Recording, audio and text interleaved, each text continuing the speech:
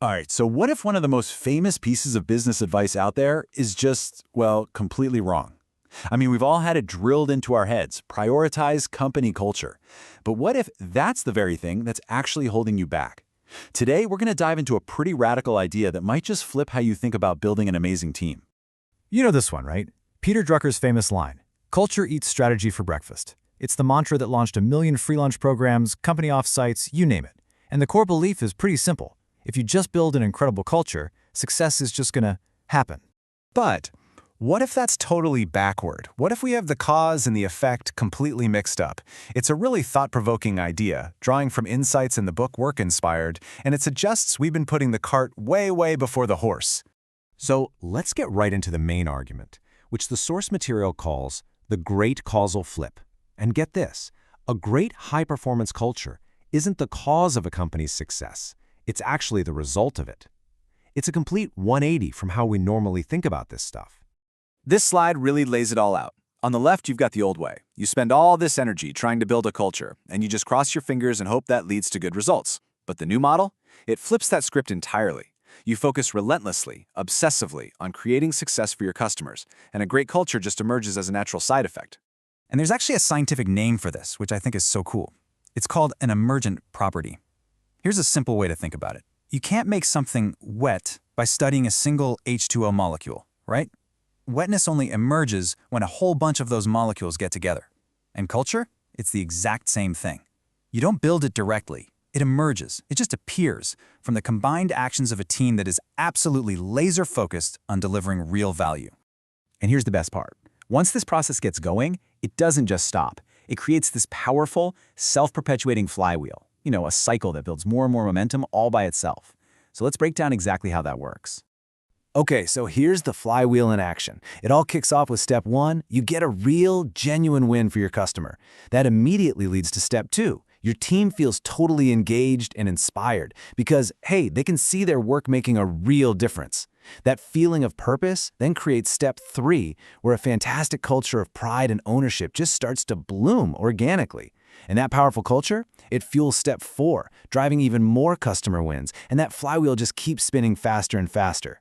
So what does this mean for anyone in a leadership position? Well, it completely redefines your job. It's not about being the culture cheerleader anymore. It's about being the #1 advocate for the customer. This brings us to this brilliant concept called the unleader. I love this.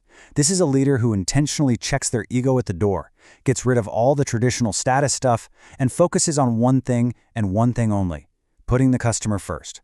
And let's be super clear here. This isn't about just being nice or friendly.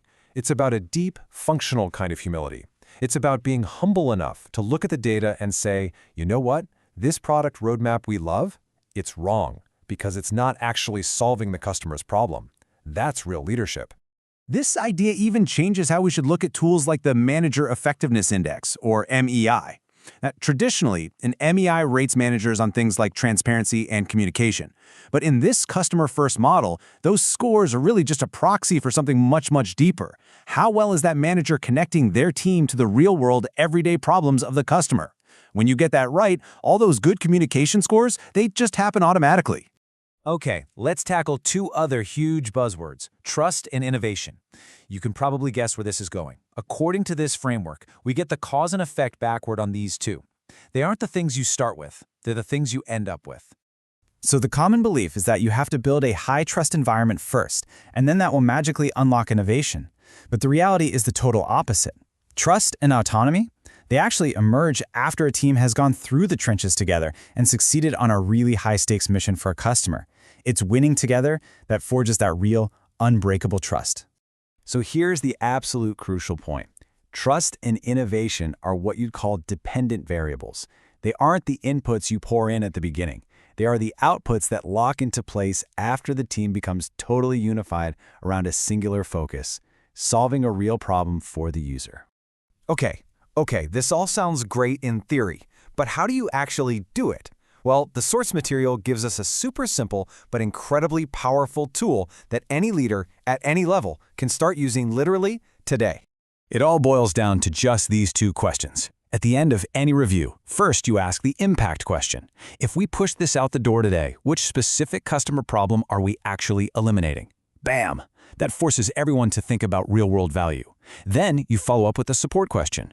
What's the one thing, just one thing, that's getting in the way of us delivering this value even faster? And that right there, that's the leader's job. Find that blocker and just obliterate it. And the whole purpose of these two simple questions is to create one fundamental shift in mindset. It's designed to move the entire conversation away from what did we build and put it squarely on how did we serve. That's the whole game right there. And that really brings us to the final crucial question that I want to leave you with. It's the ultimate takeaway from all this. Are you spending all your time and energy trying to build a culture? Or are you focusing every ounce of that effort on building for your customer, knowing that an absolutely incredible culture will be your reward? Something to think about. Thanks for tuning in.